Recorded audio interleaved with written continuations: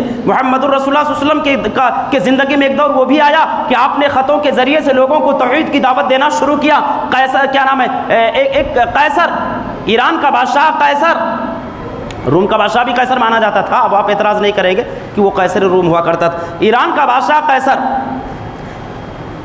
اس نے آپ صلی اللہ علیہ وسلم کے خط کو ٹکڑے ٹکڑے کر دیا، پھاڑ دیا، آپ کے خط کے ساتھ گستاخی کی۔ اللہ کے نبی کو جب پتہ چلا، اللہ کے نبی نے پھر سے دعا کیا، اس کے خلاف دعا کیا۔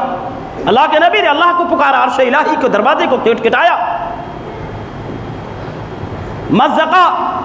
مزق رسالتی مزق اللہ ملک، اللہ کے نبی نے کہ اللہ جس طریقے سے اس ظالم نے میرے خط کے ٹکڑے ٹکڑے کیے ہیں، اے اللہ ایسے اس کے ملک کو تو ٹکڑے ٹکڑے کر دے۔ آپ صلی اللہ علیہ وسلم کی دعا کے نتیجے میں، آپ صلی اللہ علیہ وسلم کی دعا کے نتیجے میں خود قیصر کا بیٹا جو ہے خسروائے جو تھا، اپنے باپ کے خلاف اٹھا، تلوار اٹھایا، اپنے باپ قیصر کو قتل کر ڈالا۔ قتل کرنے کے بعد ایران کا حاکم بنا، اور پھر دیکھتے ہی دیکھتے عہد خلافت راشدہ میں تمام کے تمام وہ ممالک جو ہے مسلمانوں کے قبضے میں آ گئے۔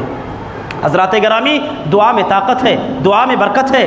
دعا کے ذریعے سے آج بھی چاہے جتنے سارے مسائل ہوں، چاہے جتنے سارے مشکلات ہوں، مشکلات کا انبار ہو، پریشانیوں کا انبار ہو، ڈھیر سارے مشکلات اور پریشانیاں ہوں، آپ دعا کرنا نہ بھولیں، دعا کا سہارا لینا نہ بھولیں۔